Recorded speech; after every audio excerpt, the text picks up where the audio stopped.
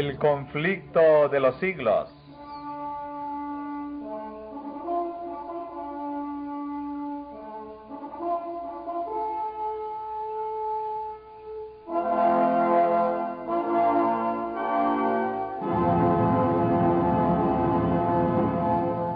Capítulo 23. Vaticinios alentadores. Cuando hubo pasado el tiempo en que al principio se había esperado la venida del Señor, la primavera de 1844, los que así habían esperado con fe su advenimiento se vieron envueltos durante algún tiempo en la duda y la incertidumbre. Mientras que el mundo los consideraba como completamente derrotados y como si se hubiese probado que habían estado acariciando un engaño, la fuente de su consuelo seguía siendo la palabra de Dios. Muchos continuaron escudriñando las santas escrituras, examinando de nuevo las pruebas de su fe y estudiando detenidamente las profecías para obtener más luz. El testimonio de la Biblia en apoyo de su actitud parecía claro y concluyente. Había señales que no podían ser mal interpretadas y que daban como cercana la venida de Cristo. La bendición especial del Señor, manifestada tanto en la conversión de los pecadores como en el reavivamiento de la vida espiritual entre los cristianos, había probado que el mensaje provenía del cielo, y aunque los creyentes no podían explicar el chasco que habían sufrido, abrigaban la seguridad de que Dios los había dirigido en lo que habían experimentado.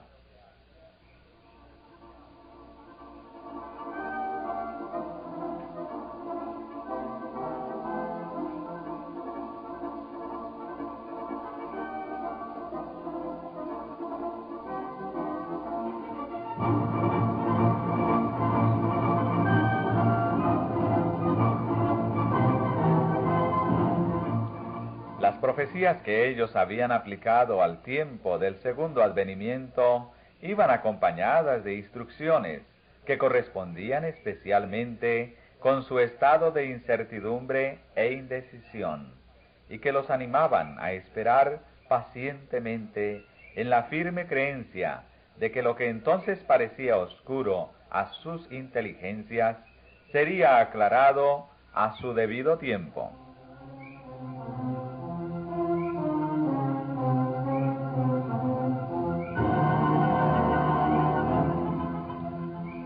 Entre estas profecías se encontraba la de Habacuc 2, 1 al 4.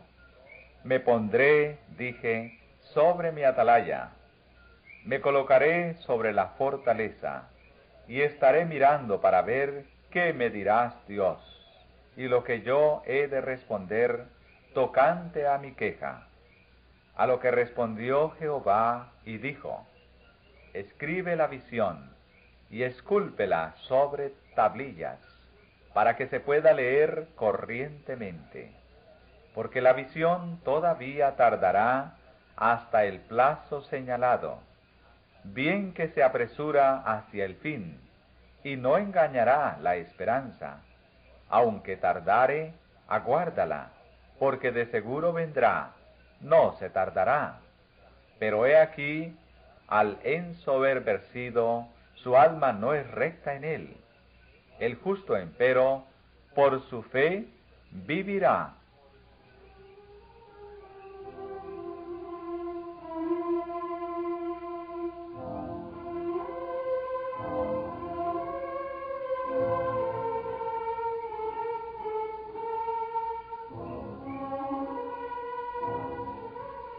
Ya por el año 1842, la orden dada en esta profecía, escribe la visión y escúlpela sobre tablillas para que se pueda leer corrientemente, le había sugerido a Carlos Fitch la redacción de un cartel profético con que ilustrar las visiones de Daniel y del Apocalipsis.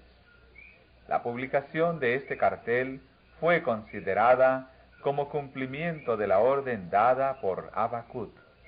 Nadie, sin embargo, notó entonces que la misma profecía menciona una dilación evidente en el cumplimiento de la visión, un tiempo de demora. Después del contratiempo, este pasaje de las Escrituras resultaba muy significativo. La visión todavía tardará hasta el plazo señalado, bien que se apresura hacia el fin, y no engañará la esperanza. Aunque tardare, aguárdala, porque de seguro vendrá, no se tardará. El justo, empero, por su fe, vivirá.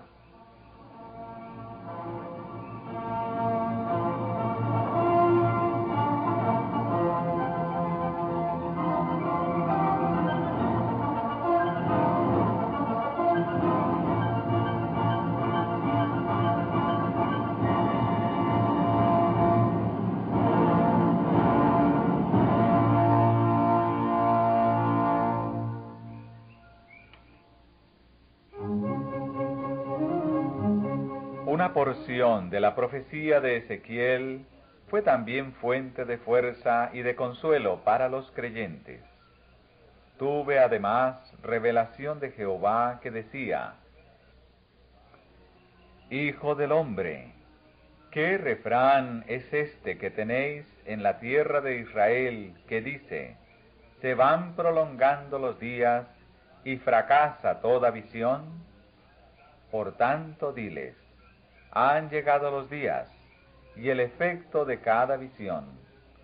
Hablaré, y la cosa que dijere se efectuará, no se dilatará más.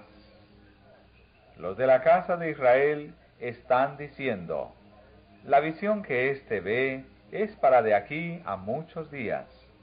Respecto de tiempos lejanos profetiza él.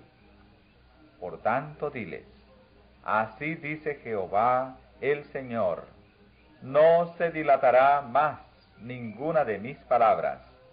Lo que yo dijere se cumplirá.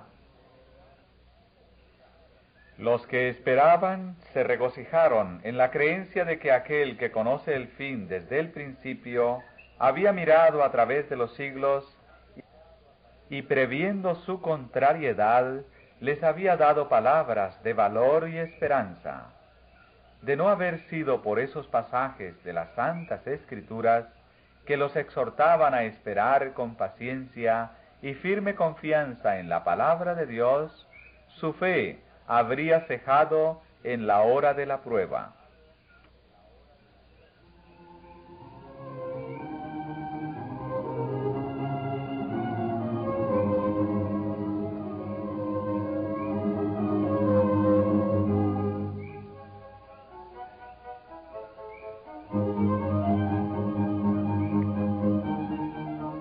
La parábola de las 10 vírgenes de Mateo 25 ilustra también lo que experimentaron los adventistas.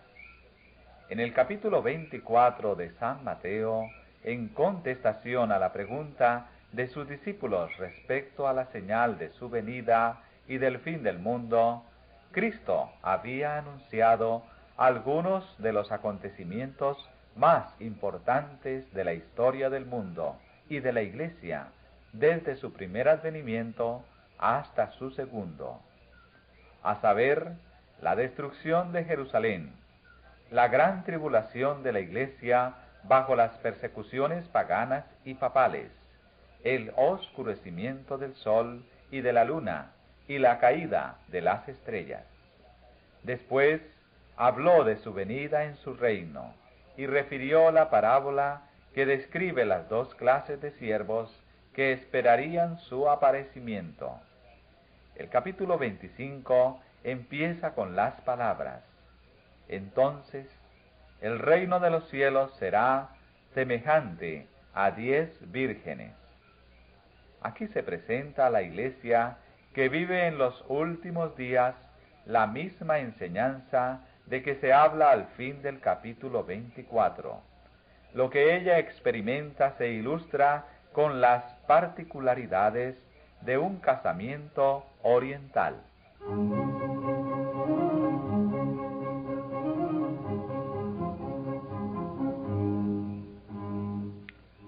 Entonces el reino de los cielos será semejante a 10 vírgenes, que tomaron sus lámparas y salieron a recibir al esposo.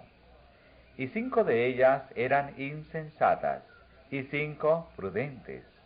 Porque las insensatas, cuando tomaron sus lámparas, no tomaron aceite consigo, pero las prudentes tomaron aceite en sus vasijas, juntamente con sus lámparas. Tardándose pues el esposo, cabecearon todas y se durmieron.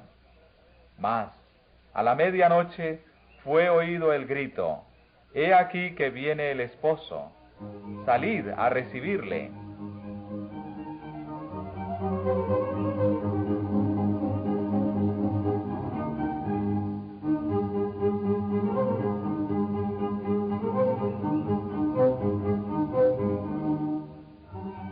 Se comprendía que la venida de Cristo, anunciada por el mensaje del primer ángel, estaba representada por la venida del esposo. La extensa obra de reforma que produjo la proclamación de su próxima venida correspondía a la salida de las vírgenes. Tanto en esta parábola como en la de San Mateo 24 se representan 2 clases de personas.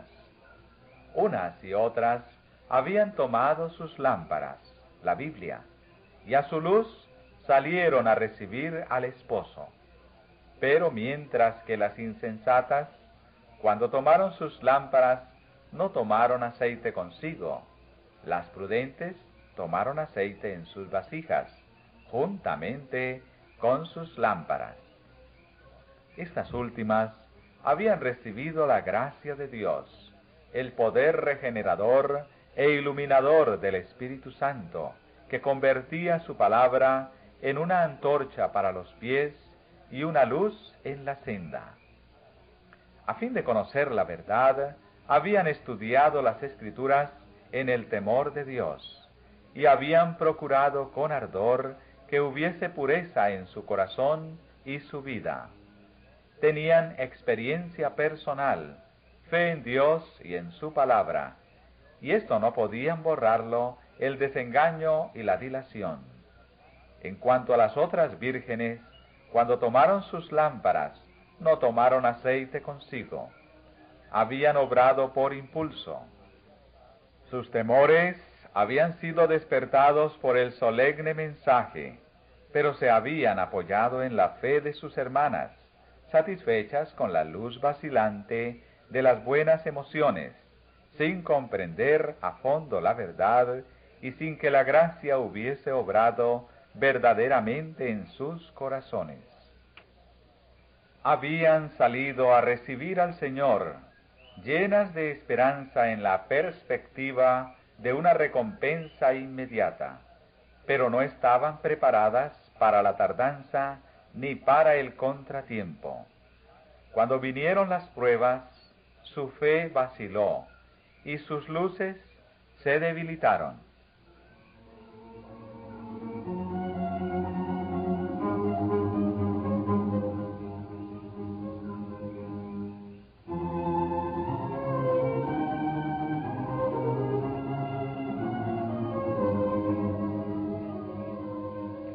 Tardándose pues el esposo, cabecearon todas y se durmieron. La tardanza del esposo representa la expiración del plazo en que se esperaba al Señor, el contratiempo y la demora aparente. En ese momento de incertidumbre, el interés de los superficiales y de los sinceros a medias empezó a vacilar y cejaron en sus esfuerzos. Pero aquellos cuya fe descansaba en un conocimiento personal de la Biblia, tenían bajo los pies una roca que no podía ser barrida por las olas de la contrariedad. Cabecearon todas y se durmieron. Una clase de cristianos se sumió en la indiferencia y abandonó su fe. La otra siguió esperando pacientemente hasta que se le diese mayor luz. Sin embargo, en la noche de la prueba, esta segunda categoría pareció perder, hasta cierto punto, su ardor y devoción. Los tibios y superficiales no podían seguir apoyándose en la fe de sus hermanos. Cada cual debía sostenerse por sí mismo o caer.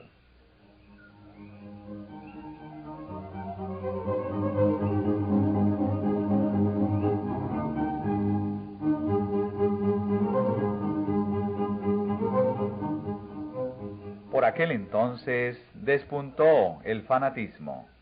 Algunos que habían profesado creer fervidamente en el mensaje rechazaron la palabra de Dios como guía infalible y, pretendiendo ser dirigidos por el Espíritu, se abandonaron a sus propios sentimientos, impresiones e imaginación. Había quienes manifestaban un ardor ciego y fanático y censuraban a todos los que no querían aprobar su conducta. Sus ideas y sus actos, inspirados por el fanatismo, no encontraban simpatía entre la gran mayoría de los adventistas. No obstante, sirvieron para atraer oprobio sobre la causa de la verdad.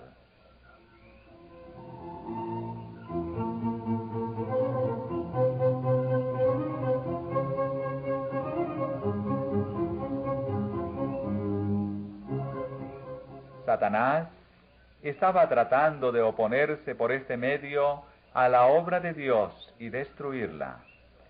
El movimiento adventista había conmovido grandemente a la gente. Se habían convertido miles de pecadores y hubo hombres sinceros que se dedicaron a proclamar la verdad, hasta en el tiempo de la tardanza. El príncipe del mal estaba perdiendo sus súbditos, y para echar oprobio sobre la causa de Dios, trató de engañar a algunos de los que profesaban la fe y de trocarlos en extremistas. Luego sus agentes estaban listos para aprovechar cualquier error, cualquier falta, cualquier acto indecoroso y presentarlo al pueblo en la forma más exagerada, a fin de hacer odiosos a los adventistas y la fe que profesaban. Así, cuanto mayor era el número de los que lograra incluir entre los que profesaban creer en el segundo advenimiento, mientras su poder dirigía sus corazones, tanto más fácil le sería señalarlos a la atención del mundo como representantes de todo el cuerpo de creyentes.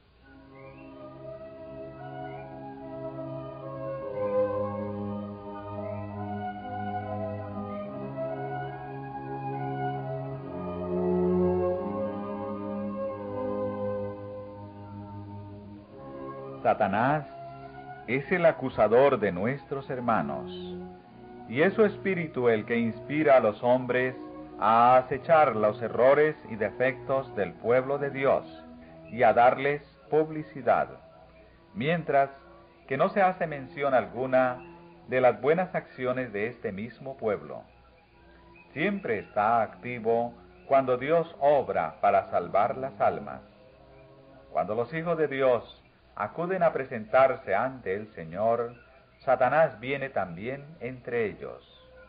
En cada despertamiento religioso está listo para introducir a aquellos cuyos corazones no están santificados y cuyos espíritus no están bien equilibrados. Cuando éstos han aceptado algunos puntos de la verdad y han conseguido formar parte del número de los creyentes, él influye por conducto de ellos para introducir teorías que engañarán a los incautos. El hecho de que una persona se encuentre en compañía de los hijos de Dios y hasta en el lugar de culto y en torno a la mesa del Señor no prueba que dicha persona sea verdaderamente cristiana. Allí está con frecuencia Satanás, en las ocasiones más solemnes, bajo la forma de aquellos a quienes puede emplear como agentes suyos.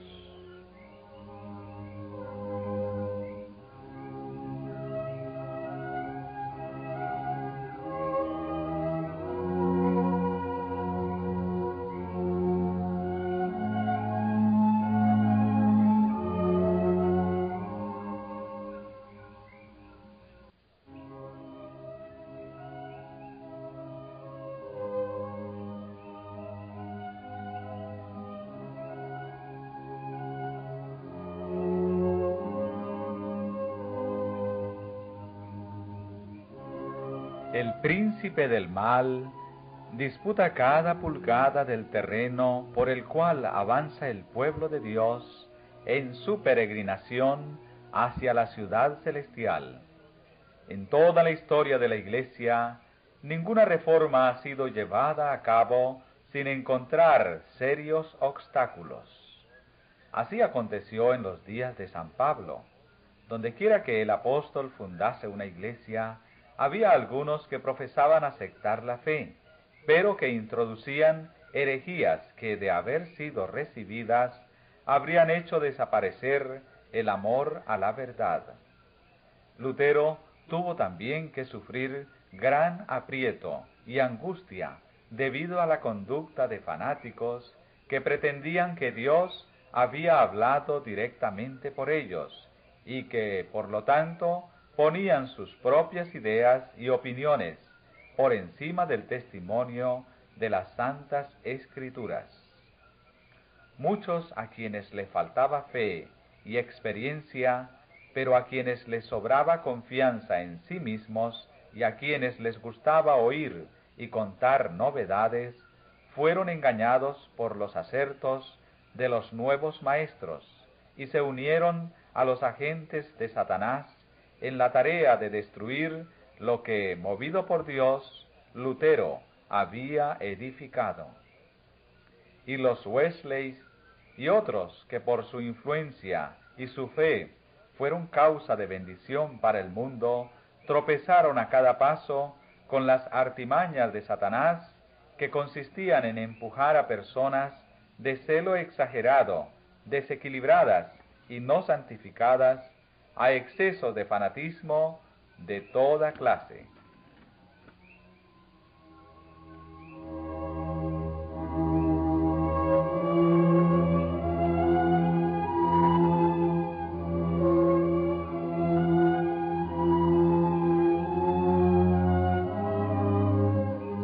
Guillermo Miller no simpatizaba con aquellas influencias que conducían al fanatismo. Declaró como Lutero que todo espíritu debía ser probado por la palabra de Dios. El diablo, decía Miller, tiene gran poder en los ánimos de algunas personas de nuestra época. ¿Y cómo sabremos de qué espíritu provienen? La Biblia contesta: por sus frutos los conoceréis. Hay muchos espíritus en el mundo y se nos manda que los probemos. El espíritu que no nos hace vivir sobria, justa y piadosamente en este mundo no es de Cristo. Estoy más y más convencido de que Satanás tiene mucho que ver con estos movimientos desordenados. Muchos de los que entre nosotros aseveran estar completamente santificados no hacen más que seguir las tradiciones de los hombres y parecen ignorar la verdad tanto como otros que no hacen tales acertos. El espíritu de error nos alejará de la verdad, mientras que el Espíritu de Dios nos conducirá a ella. Pero, decís vosotros, una persona puede estar en el error y pensar que posee la verdad. ¿Qué hacer en tal caso? A lo que contestamos: el Espíritu y la palabra están de acuerdo. Si alguien se juzga a sí mismo por la palabra de Dios y encuentra armonía perfecta en toda la palabra, entonces debe creer que posee la verdad. Pero si encuentra que el espíritu que le guía no armoniza con todo el contenido de la ley de Dios o su libro, ande entonces cuidadosamente para no ser apresado en la trampa del diablo. Muchas veces, al notar una mirada benigna, una mejilla humedecida y unas palabras entrecortadas, he visto mayor prueba de piedad interna que en todo el ruido de la cristiandad.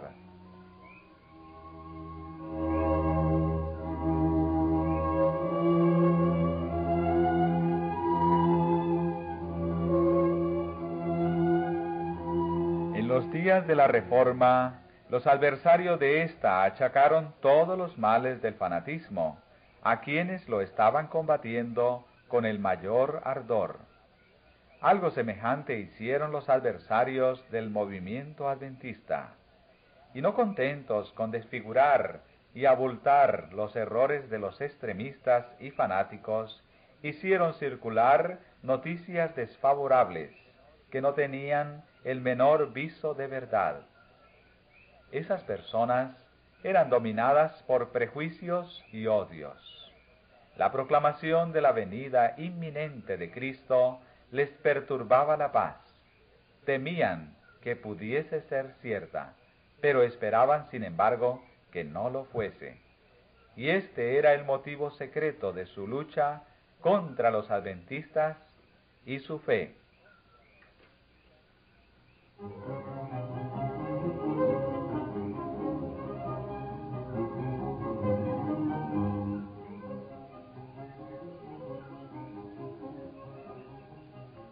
La circunstancia de que unos pocos fanáticos se abrieran paso entre las filas de los adventistas no era mayor razón para declarar que el movimiento no era de Dios, que lo fue la presencia de fanáticos y engañadores en la iglesia en días de San Pablo o de Lutero para condenar la obra de ambos.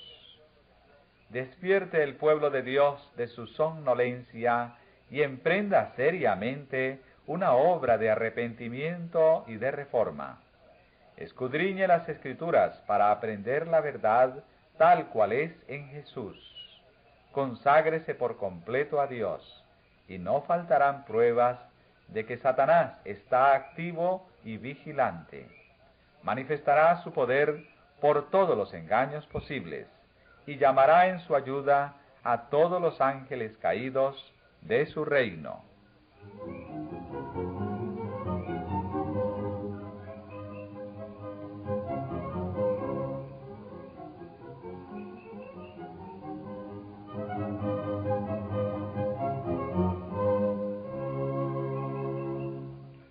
No fue la proclamación del segundo advenimiento lo que dio origen al fanatismo y a la división. Estos aparecieron en el verano de 1844, cuando los adventistas se encontraban en un estado de duda y perplejidad con respecto a su situación real. La predicación del mensaje del primer ángel y del clamor de medianoche tendía directamente a reprimir el fanatismo y la disensión. Los que participaban en estos solemnes movimientos estaban en armonía. Sus corazones estaban llenos de amor mutuo y de amor hacia Jesús, a quien esperaban ver pronto. Una sola fe y una sola esperanza bendita los elevaban por encima de cualquier influencia humana y les servían de escudo contra los ataques de Satanás.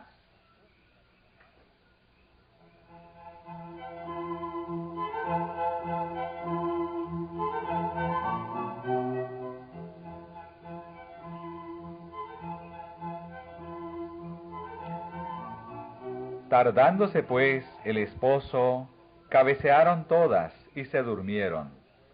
Mas a la medianoche fue oído el grito: «He aquí que viene el esposo, salid a recibirle». Entonces todas aquellas vírgenes se levantaron y aderezaron sus lámparas. En el verano de 1844, a mediados de la época comprendida entre el tiempo en que se había supuesto primero que terminarían los 2300 días y el otoño del mismo año, hasta donde descubrieron después que se extendían, el mensaje fue proclamado en los términos mismos de la Escritura: He aquí que viene el esposo.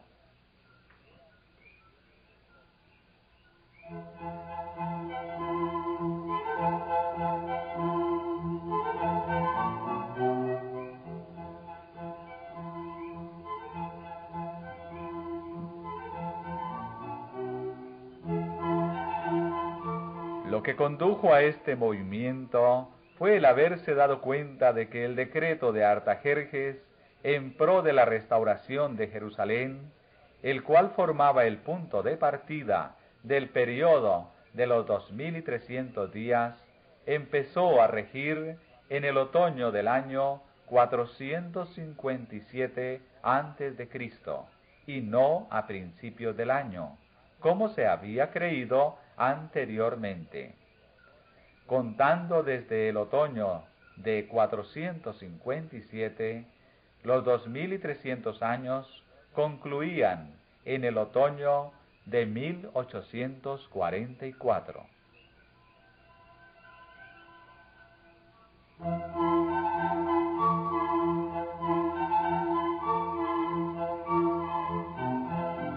Los argumentos basados en los símbolos del Antiguo Testamento indicaban también el otoño como el tiempo en que el acontecimiento representado por la purificación del santuario debía verificarse.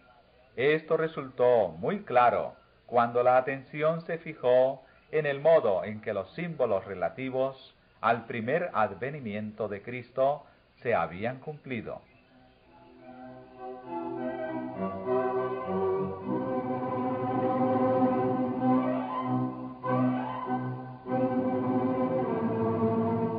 La inmolación del Cordero Pascual prefiguraba la muerte de Cristo.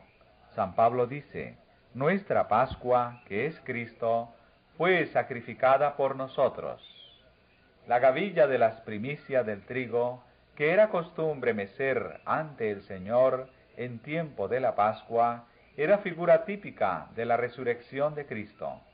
San Pablo dice, hablando de la resurrección del Señor y de todo su pueblo: Cristo las primicias, luego los que son de Cristo en su venida. Como la gavilla de la ofrenda mecida, que era las primicias o los primeros granos maduros recogidos antes de la cosecha, así también Cristo es primicias de aquella inmortal cosecha de rescatados que en la resurrección futura serán recogidos en el granero de Dios.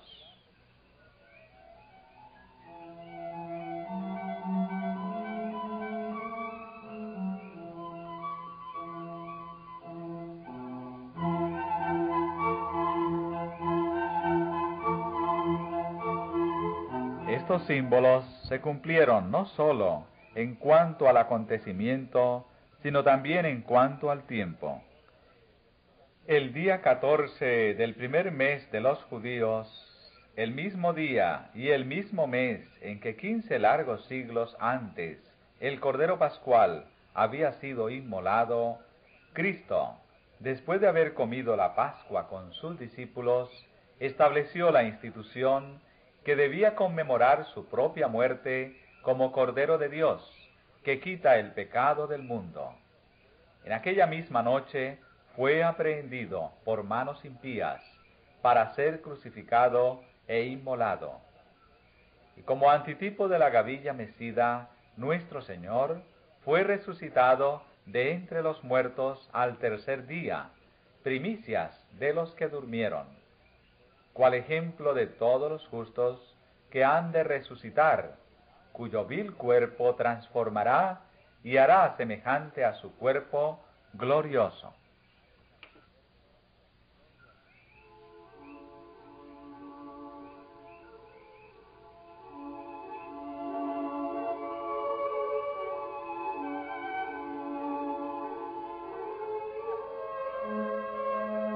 Asimismo, Los símbolos que se refieren al segundo advenimiento deben cumplirse en el tiempo indicado por el ritual simbólico. Bajo el régimen mosaico, la purificación del santuario, o sea, el gran día de la expiación, caía en el 10º día del 7º mes judío, cuando el sumo sacerdote, habiendo hecho expiación por todo Israel y habiendo quitado así sus pecados del santuario, salía a bendecir al pueblo. Así se creyó que Cristo, nuestro sumo sacerdote, aparecería para purificar la tierra por medio de la destrucción del pecado y de los pecadores, y para conceder la inmortalidad a su pueblo que le esperaba. El 10º día del 7º mes, el gran día de la expiación, el tiempo de la purificación del santuario, el cual en el año 1844 caía el 22 de octubre, fue considerado como el día de la venida del Señor. Esto estaba en consonancia con las pruebas ya presentadas, de que los 2300 días terminarían en el otoño, y la conclusión parecía irrebatible.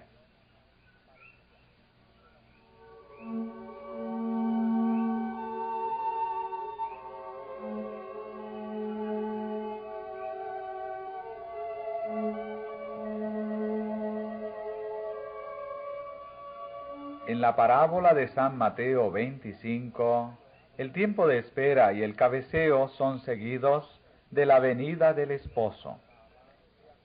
Esto estaba de acuerdo con los argumentos que se acaban de presentar y que se basaban tanto en las profecías como en los símbolos. Para muchos entrañaba gran poder convincente de su verdad, y el clamor de medianoche fue proclamado por miles de creyentes.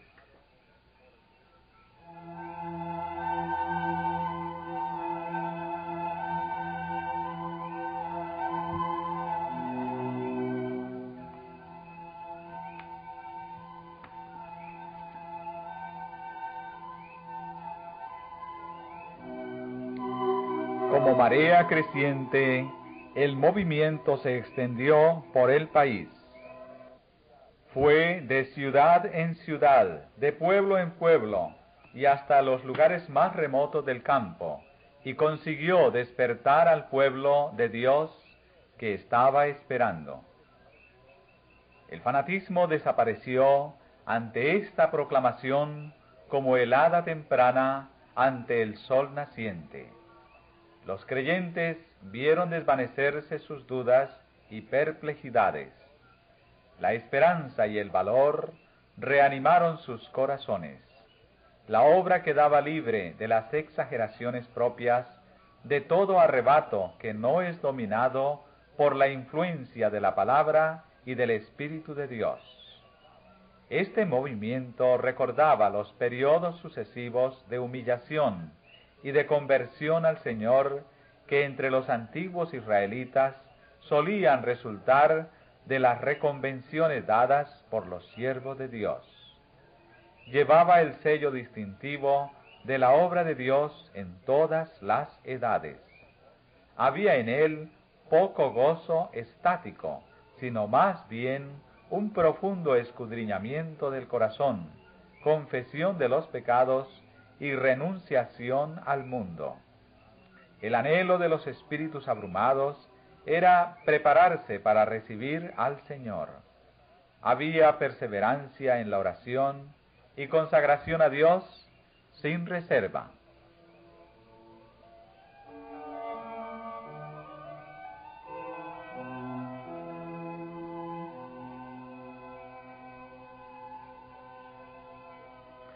Dijo Miller al describir esta obra: no hay gran manifestación de gozo. No parece sino que éste fuera reservado para más adelante, para cuando el cielo y tierra gocen juntos de dicha indecible y gloriosa. No se oye tampoco en ella grito de alegría, pues esto también está reservado para la aclamación que ha de oírse del cielo. los cantores callan. Están esperando poder unirse a las huestes angelicales, al coro del cielo. No hay conflicto de sentimientos, todos son de un corazón y de una mente.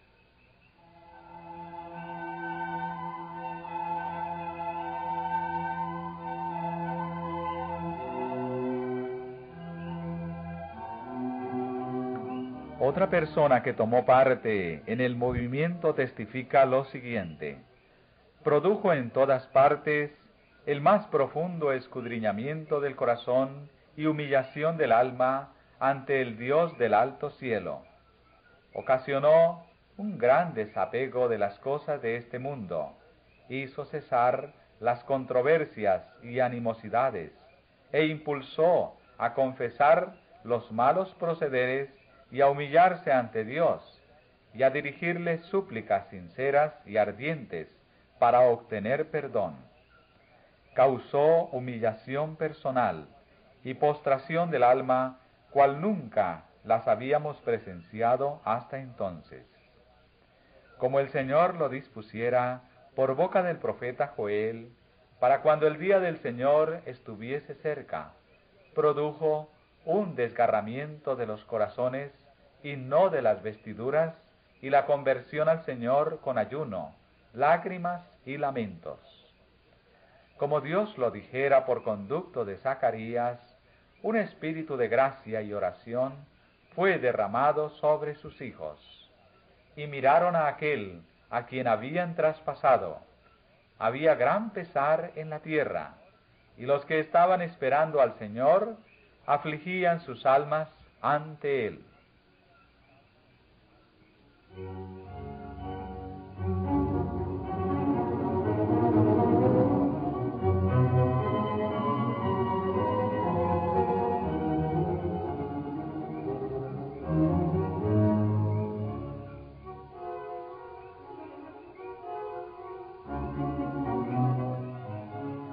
Entre todos los grandes movimientos religiosos habidos desde los días de los apóstoles, ninguno resultó más libre de imperfecciones humanas y engaños de Satanás que el del otoño de 1844. Ahora mismo, después del transcurso de muchos años, todos los que tomaron parte en aquel movimiento y han permanecido firmes en la verdad, sienten aún la santa influencia de tan bendita obra y dan testimonio de que ella era de Dios.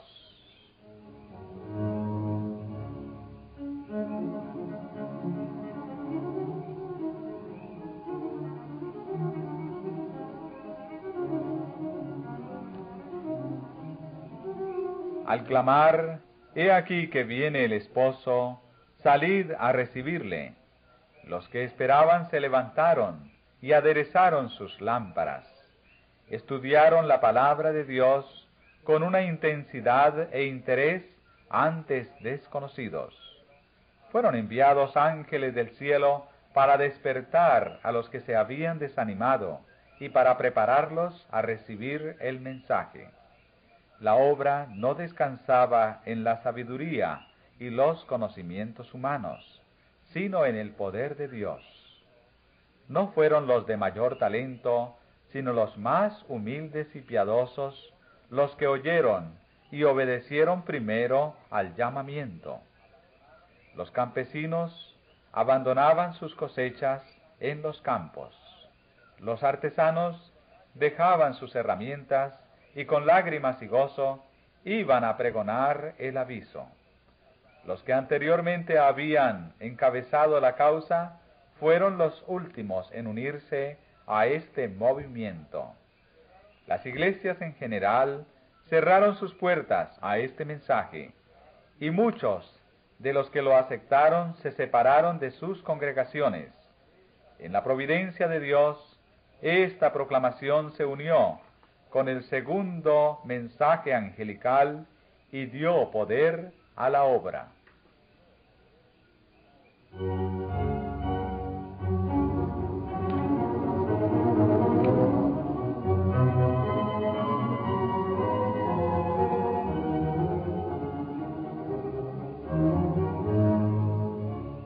El mensaje, he aquí que viene el esposo, no era tanto un asunto de argumentación, si bien la prueba de las Escrituras era clara y terminante. Iba acompañado de un poder que movía e impulsaba al alma. No había dudas ni discusiones. Con motivo de la entrada triunfal de Cristo en Jerusalén, el pueblo que se había reunido de todas partes del país para celebrar la fiesta fue en tropel al Monte de los Olivos. Y al unirse con la multitud que acompañaba a Jesús, se dejó arrebatar por la inspiración del momento y contribuyó a dar mayores proporciones a la aclamación: bendito el que viene en el nombre del Señor. Del mismo modo, los incrédulos que se agolpaban en las reuniones adventistas, unos por curiosidad, otros tan solo para ridiculizarlas, sentían el poder convincente que acompañaba el mensaje: he aquí que viene el esposo.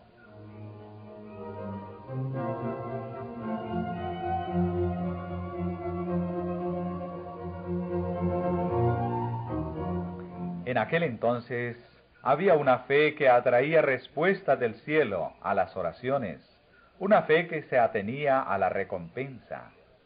Como los aguaceros que caen en tierra sedienta, el Espíritu de gracia descendió sobre los que le buscaban con sinceridad.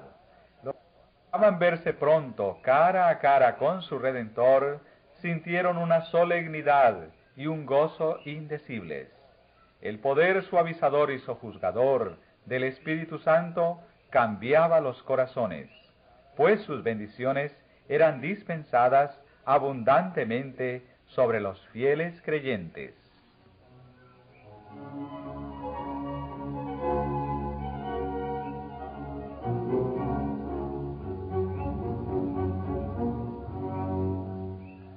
Los que recibieron el mensaje llegaron cuidadosa y solemnemente al tiempo en que esperaban encontrarse con su Señor.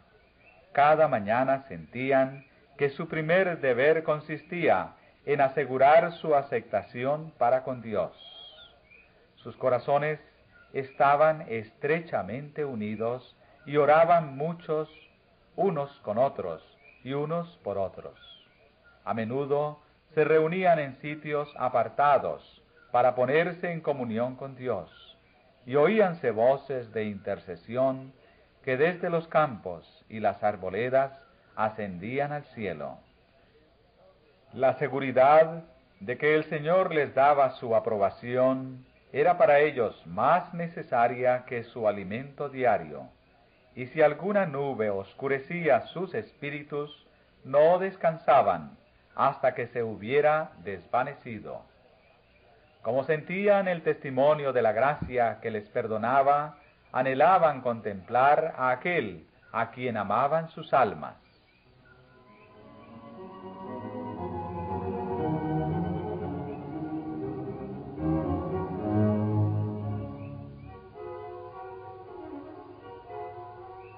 Pero un desengaño más les estaba reservado. El tiempo de espera pasó y su Salvador no apareció.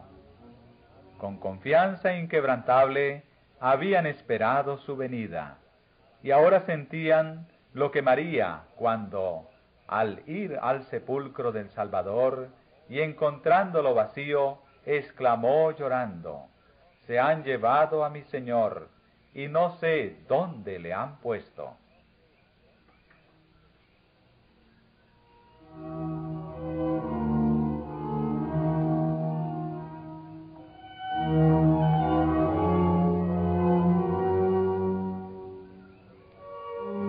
Un sentimiento de pavor, el temor en que el mensaje fuese verdad, había servido durante algún tiempo para refrenar al mundo incrédulo.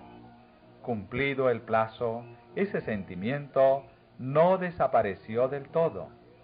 Al principio no se atrevieron a celebrar su triunfo sobre los que habían quedado chasqueados, pero como no se vieran señales de la ira de Dios, se olvidaron de sus temores y nuevamente profirieron insultos y burlas.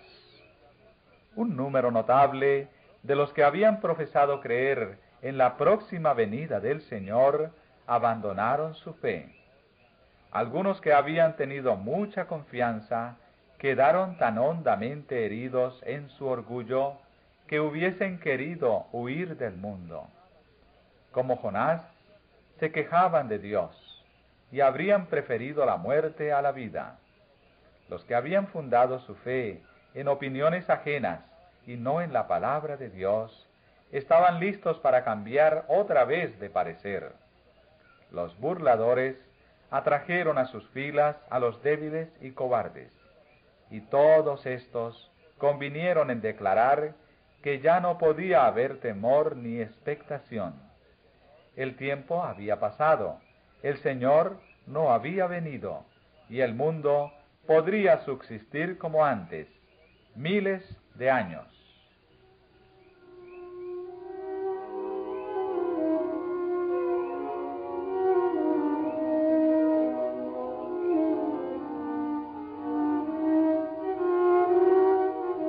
Los creyentes fervientes y sinceros lo habían abandonado todo por Cristo y habían gozado de su presencia como nunca antes. Creían haber dado su último aviso al mundo y, esperando ser recibidos pronto en la sociedad de su divino Maestro y de los ángeles celestiales, se habían separado en su mayor parte de los que no habían recibido el mensaje.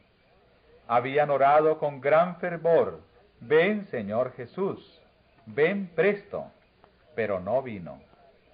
Reasumir entonces la pesada carga de los cuidados y perplejidades de la vida y soportar las afrentas y escarnios del mundo constituía una dura prueba para su fe y paciencia.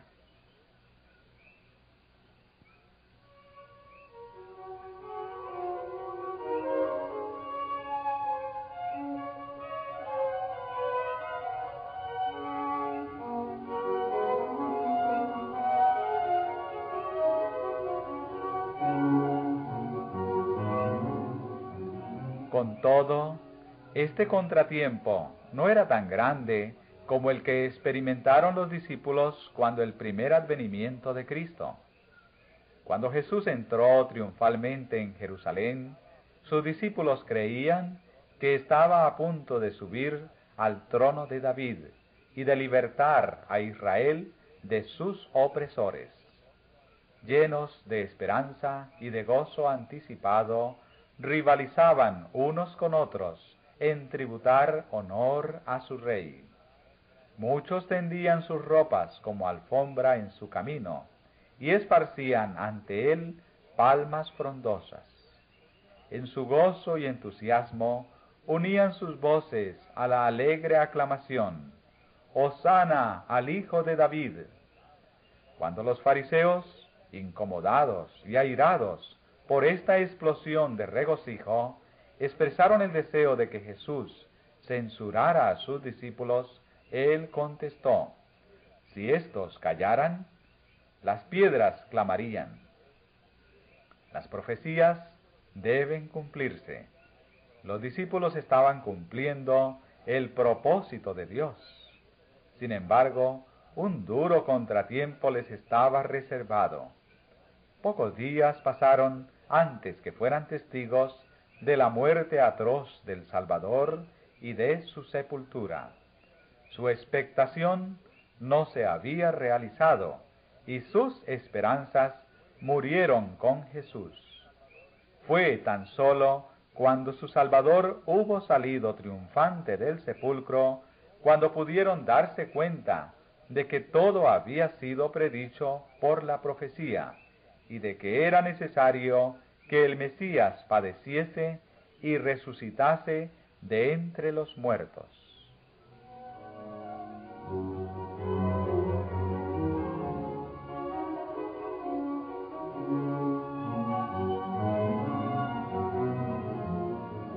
«500 años antes, el Señor había declarado por boca del profeta Zacarías: regocíjate en gran manera oh hija de Sión. Rompe en aclamaciones, oh hija de Jerusalén. He aquí que viene a ti tu rey, justo y victorioso, humilde y cabalgando sobre un asno, es decir, sobre un pollino, hijo de asna. Si los discípulos se hubiesen dado cuenta de que Cristo iba al encuentro del juicio y de la muerte, no habrían podido cumplir esta profecía.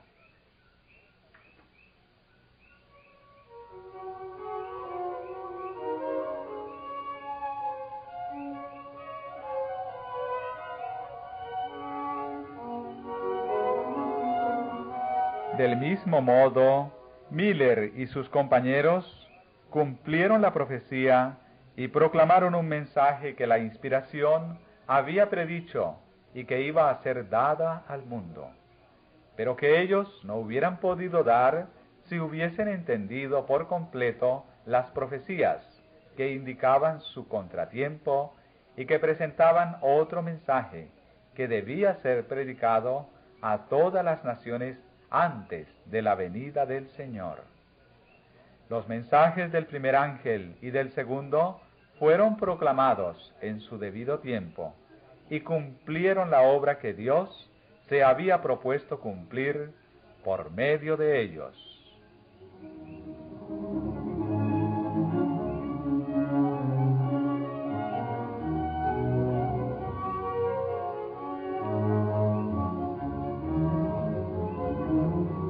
El mundo había estado observando y creía que todo el sistema adventista sería abandonado en caso de que pasase el tiempo sin que Cristo viniese. Pero aunque muchos, al ser muy tentados, abandonaron su fe, hubo algunos que permanecieron firmes.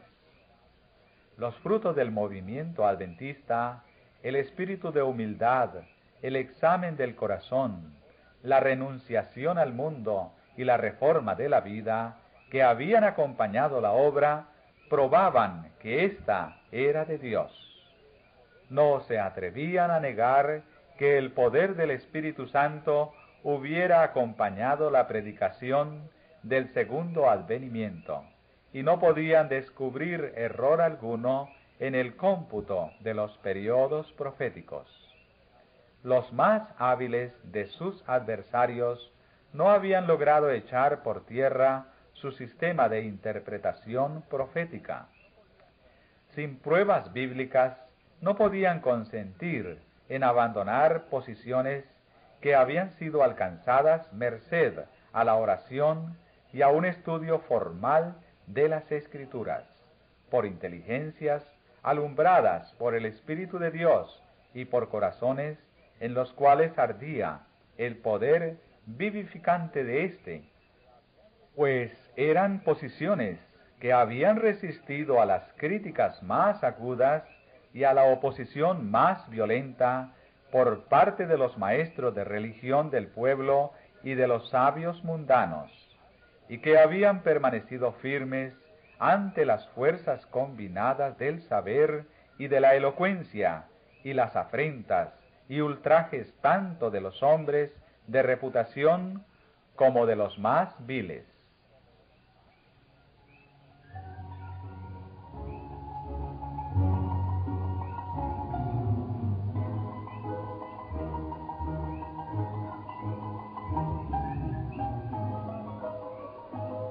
Verdad es que no se había producido el acontecimiento esperado, pero ni aun esto pudo conmover su fe en la palabra de Dios.